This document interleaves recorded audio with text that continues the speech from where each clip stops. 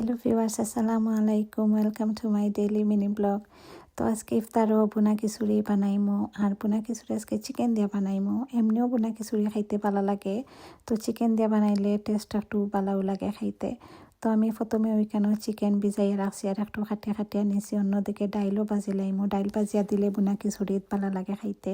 আজকে আমি মসুর ডাল, মুগ ডাল, চানার ডাল সবটা দিয়া বুনা খিচুড়ি বানাইমু, আর সব জাতর ডাল দিয়া বানাইলে ভালোও লাগে খাইতে। তো পয়লাও আমি পেনের মাঝে তেল নিয়ে সব ধরনের মশলা বালা করে কষাইয়া চিকেন দিলাইছি। আর চিকেনও আমি রান্না করাত বয়ে দিছি সিদ্ধ হওয়ার লাগে। আর অন্যদিকে আমি পেঁয়াজি বানানোর লাগে আবার ডাইল ভিজাইয়া ব্লান্ডার করে লাইছি।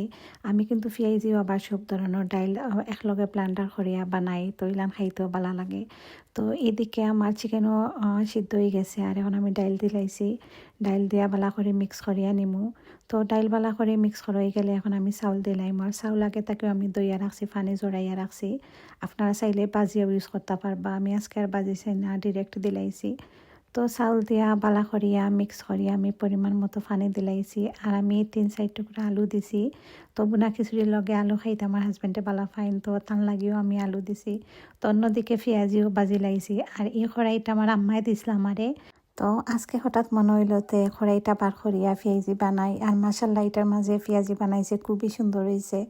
তো এইদিকে বুনা খিচুড়িও রেডি হয়ে গেছে, আর আমি ধনিয়া পাতা দিয়া নামাই লাইছি। এখন আলুর চপ বানাই লাইমু।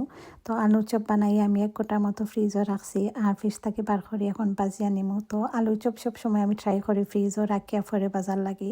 তো ইলাখান বাজলে খুব সুন্দর ইয়া ব্রেড ক্রাম্পসগুলো আলুর লগে লাগে। আর কিছু ফ্রুটসও কাটে নিলাম, আর গরম মাঝে অনেক ফ্রুটস রাখা দেখা যায়, এগুলো খাওয়াও হয় না, তো কই ইফতারের সময় খাটিয়া নিলে খাওয়া হইব। তো এখন আমি আস্তে আস্তে টেবিল গুছাই লাইরাম, আর ইফতারের সময় হয়ে গেছে। তো ভিউয়ার্স, আজকে আপনারা কিতা কিতা রেডি করলা ইফতারও লাগি।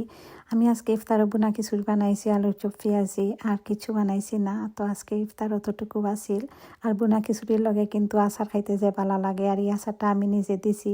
আর রমজান অনেক সকাল সকাল যার গিয়া বুঝাও জান না যে রোজা অত জলদি গেছে গিয়া, অলমোস্ট হাফ হয়ে গেছে। তো ভিউয়ার্স, আজকের ভিডিও অতটুকু। আর বুনা খিচুড়ি খাইতা খেয়ে বালা ফাইন, আমার কাছে কিন্তু খুবই ভালো লাগে। ওলান একটু নরম নরম করিয়া বুনা খিচুড়ি বানাইলে ইফতারের সময় খাইতে ভালোও লাগে।